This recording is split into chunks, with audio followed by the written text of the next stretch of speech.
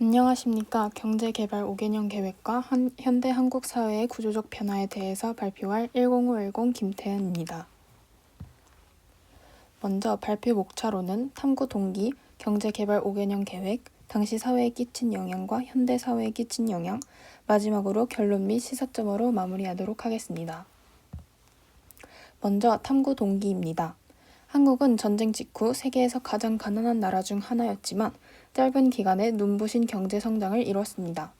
이에 따라 한국의 빠른 경제 성장이 어떻게 가능했는가? 라는 근본적인 질문이 탐구의 출발점이 되었습니다. 특히 당시 추진된 경제개발 5개년 계획이 지금의 불평등 구조나 사회적 격차와 어떤 연관을 가지고 있는지에 대해 관심을 갖게 되었고, 이에 따라 본 탐구는 경제개발 5개년 계획이 현재 우리 사회에 어떤 경제적, 사회적 영향을 끼쳤는지를 중심으로 그 긍정적 성과와 부정적 영향을 함께 살펴보고자 합니다.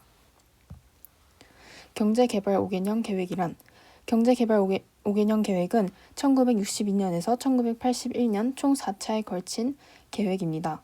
추진 목적은 첫 번째, 자립 경제 기반을 확립하고 두 번째, 수출 중심의 산업화를 달성하며 마지막으로 국가의 근대화와 소득을 증대하기 위해서 추진되었습니다. 제1에서 2차는 경공업과 인프라를 확충하는 목적으로 경부고속도로와 수출이 확대된 성과를 이루었고, 제3에서 4차는 중화와 공업화를 중심으로 포항 제철과 울산 조선소를 짓게 되었습니다. 경제개발 5개년 계획이 당시 사회에 끼친 영향에 대해서 발표해 보도록 하겠습니다. 경제개발 5개년 계획은 긍정적 영향과 부정적 영향을 사회에 끼쳤는데요. 먼저 긍정적 영향으로는 경제 성장이 이루어졌습니다. GNP 1인당 소득이 100달러에서 1000달러 증가하였고, 산업 구조는 농업 중심에서 제조업 중심으로 전환되었습니다.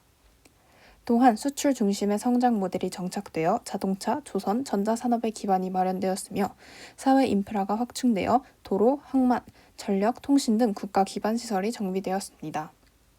하지만 부정적 영향도 존재합니다. 부정적 영향으로는 대기업 중심의 경제 구조가 형성되어 특정 재벌의 자금과 정책이 집중되는 결과를 낳았습니다.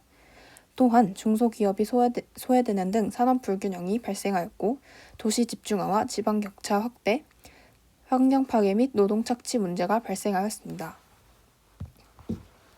경제개발 5개년 계획이 현재 한국 사회에 남은 영향은 무엇이 있을까요? 첫 번째는 경제 구조의 연속성입니다. 현재 한국 사회는 수출, 제조업 중심 산업 비중이 여전히 높습니다. 두 번째로는 사회 불평등의 지속입니다. 여전히 인구가 수도권에 집중되어 있으며 계층 간 양극화 문제가 심각해지고 있습니다. 세 번째로는 정부 주도의 경제 유산입니다. 여전히 정책 결정 구조에서 국가 개입이 일어나고 있습니다. 이에 따라 현재 한국 사회는 균형 발전, 포용적 성장, 지속 가능한 산업 구조가 필요하다는 정책적 과제를 가지고 있습니다. 마지막으로 결론 및 시사점을 발표하고 마무리해 보도록 하겠습니다. 경제개발 5개년 계획은 한국 근대화의 출발점이자 불평등 구조의 출발점이기도 합니다. 그러나 동시에 대기업 중심의 산업 구조와 지역 간 불균형, 계층 고착화라는 한계도 남겼습니다. 이 계획을 통해 산업 인프라는 완비하고 경제 성장 기반을 마련했다는 점은 분명한 성과이지만 성장 과정에서 사회적 불평등이 심화된 것도 부정할 수 없는 사실입니다.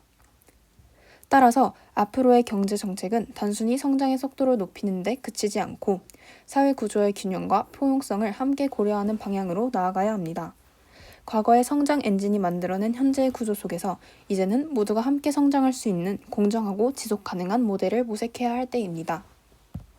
발표를 들어주셔서 감사합니다.